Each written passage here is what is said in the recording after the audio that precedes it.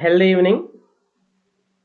ఆరుద్ర health టాక్స్కి మీ అందరికీ స్వాగతం సుస్వాగతం.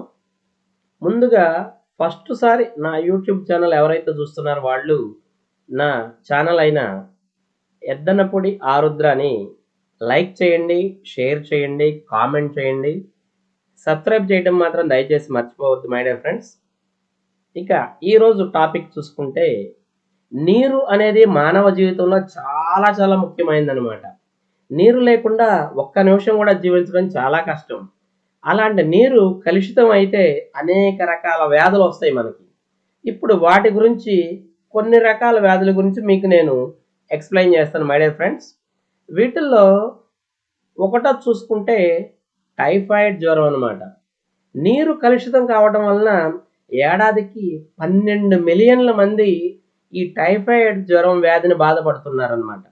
ఈ వ్యాధి ఉన్న రోగులలో తలనొప్పి, వికారం మరియు ఆకలి నష్టం చాలా ఎక్కువగా ఉంటుందన్నమాట. దాంతోపాటు జ్వరం, బాడీ పెయిన్స్ ఇవన్నీ కామన్గా ఉంటాయి. అలాగే ఇంకొక చూసుకుంటే కళ్ళకి సంబంధించిన ఇన్ఫెక్షన్ అనమాట. ట్రాకోమా కంటి ఇన్ఫెక్షన్ కారణంగా సంవత్సరానికి 6 మిలియన్ల మంది కంటి చూపును కోల్పోతున్నారు మై డియర్ ఫ్రెండ్స్. అలాగే ఇంకొకటి చూసుకుంటే ప్రేగుల్లో వామ్స్ అనమాట.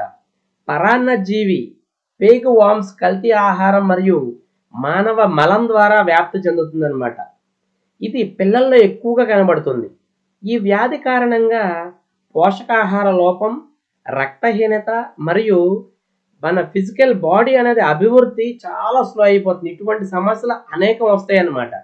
అలాగే నెక్స్ట్ చూసుకుంటే గినియా వామ్స్ వ్యాధి అనమాట. కల్తీ నీరు త్రాగినప్పుడు లార్వా కారణంగా ఈ వ్యాధి వస్తుంది. ఈ వ్యాధిని ఆఫ్రికన్ ప్రజలు ప్రధానంగా ఎదుర్కొంటున్నారు. ఆఫ్రికా దేశంలో చాలా ఎక్కువగా ఉందన్నమాట. ఈ లార్వా 1 మీటర్ వరకు పెరుగుతుంది. మానవ శరీరం గినియా పురుగు ఉంటే 1 సంవత్సరంలో జీవితం మారిపోతుందన్నమాట. అవి మానవ శరీరంలోని అల్సర్కి ముఖ్య కారణాలు అవుతాయి. అలాగే నెక్స్ట్ చూసుకుంటే ఫ్లోరోసిస్ అనమాట. నీటిలో ఫ్లోరిన్ శాతం ఎక్కువగా ఉన్నప్పుడు ఈ వ్యాధి వస్తుంది. వరల్డ్ వైడ్గా చూసుకుంటే ఈ వ్యాధి బారిన దాదాపుగా 10 మిలియన్ల మంది పడుతున్నారనమాట. మనకి దగ్గరలో చూసుకుంటే ఇటు నల్గొండ జిల్లాలో ఫ్లోరోసిస్ ఎక్కువ ఉంటుంది. కాళ్ళు చేతులు వంకరలు తిరిగిపోవటం, పెయిన్స్ రావడం ఎక్కువ ఉంటాయి అన్నమాట. నెక్స్ట్ వన్ అలాగే చూసుకుంటే మలేరియా అనమాట. మలేరియా అనేది దోమకాటు కారణంగా వస్తుంది. అయితే ఆ దోమలో నీరు కలుషితం అయితేనే వస్తాయి అన్నమాట. ఇది తీవ్రంగా ఉంటే మరణానికి కూడా దారితీసే అవకాశం ఎక్కువ ఉంటుంది మై డియర్ ఫ్రెండ్స్. అలాగే నెక్స్ట్ హెపటైటిస్ ఏ అనమాట. ఇది ఒక లివర్ వ్యాధి, కాలేయానికి సంబంధించింది అనమాట. మురికి నీరు లేదా ఆహారం ద్వారా బాధిత వ్యక్తితో ప్రత్యక్ష పరిచయం ద్వారా వ్యాధి వ్యాప్తి చెందుతుంది అనమాట. నెక్స్ట్ వన్ చూసుకుంటే అతిసారం అనమాట, అంటే మోషన్స్ అనమాట. కలుషితమైన నీరు కారణంగా వచ్చే సాధారణ వ్యాధి ఇది. ఇది పిల్లల్లో చాలా డేంజర్, ప్రమాదకరం. ఇది వారిలో నిర్జలీకరణకు దారితీసి మరణానికి కారణం అవుతుంది. డిహైడ్రేషన్ అయిపోతుంది, బాడీలో వాటరే ఉండదు, విరోచనాలు అట్లా అయిపోతూ ఉంటుంది అనమాట. చాలా డేంజర్ అవుతుంది అనమాట. నెక్స్ట్ అట్లాగే చూసుకుంటే మోషన్స్ అనమాట. మామూలుగా ఇది కలుషిత నీటి వలన వచ్చే మరొక వ్యాధి. దీని లక్షణాలు ఏంటంటే జ్వరం వస్తుంది, వాంతులు అవుతాయి, కడుపులో నొప్పి, విరోచనాలు, బోల్డ్ శ్లాష్మం అనమాట. ఈ శ్లాష్మంతో వచ్చినట్టుగా వస్తూ ఉంటాయి మోషన్స్ కూడా. ఇది ఒక రకం. నెక్స్ట్ ఇంకొక వ్యాధి చూసుకుంటే అమీబియాసిస్ అనమాట. ఇది కూడా నీరు కలుషితం అవడం వలన వస్తుంది. నీటిలో ఉండే అమీబా పెద్ద ప్రేగు మరియు కాలేయం మీద అధిక ప్రభావం చూపిస్తుంది అనమాట. దీనివల్ల చాలా ఉంటాయి దీని లక్షణాలు.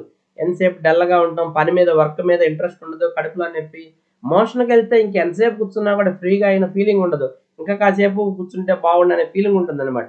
ఇవన్నీ కూడా కేవలం వాటర్ పొల్యూషన్ అవటం వల్ల వచ్చే తేడాలు అనమాట.